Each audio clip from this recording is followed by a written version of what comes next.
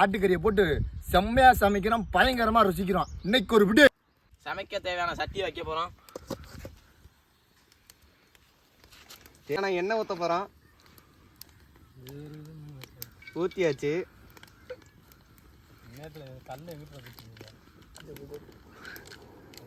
எண்ணெய் காஞ்சிருச்சு. சீரகம் போட போறோம்.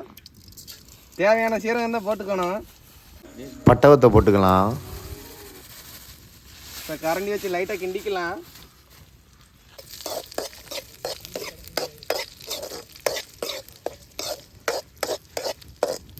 கொஞ்சம் எண்ணெய் சேர வரைக்கும் கிண்டிக்கலாம்.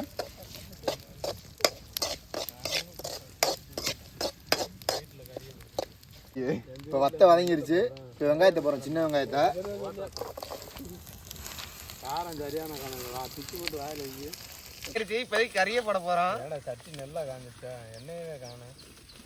எண்ணெய் 50 எண்ணெய் வந்திருக்கு. அப்படியே கவுத்துறா. 50 எண்ணெய் வாங்கிட்டு இருந்தாங்களா? அப்போ நான் ஒரு எண்ணெயை போதும். தண்ணி ஊற்றுக்கடை நல்லா கிண்டி அப்போ போது நிற்கும். சவுண்டு வராங்க. உப்பு போட்டுக்குருவோம். இஞ்சி பூண்டு பேஸ்ட்டு.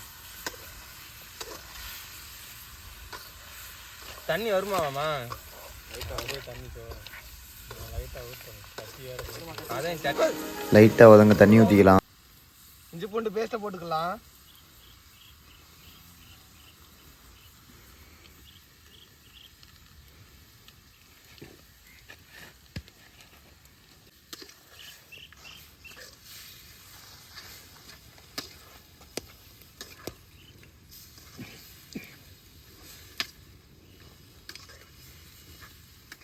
இன்னும் கொஞ்சம் உப்பு போடுறோம். கொஞ்சம் நேரம் வேக விட்டுக்கலாம். இப்போ வந்து லைட்டாக பெப்பர் பொடியை போட்டுக்கலாம்.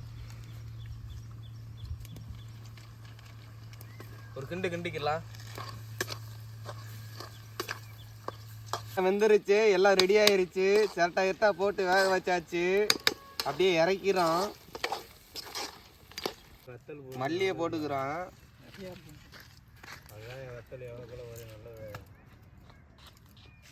அப்படியே ஒரு கிளறி விட்டுக்கலாம். இப்போ பிடிக்கிறதுக்கு ஒன்றுமே இல்லை. சட்டியை கழிச்சு வச்சுக்கோங்க. அதுக்கு எப்படிப்பா டேஸ்ட் இருக்கு? சூப்பராக இருக்கு. ரைட்டு, நல்லா அருமையாக இருக்குது.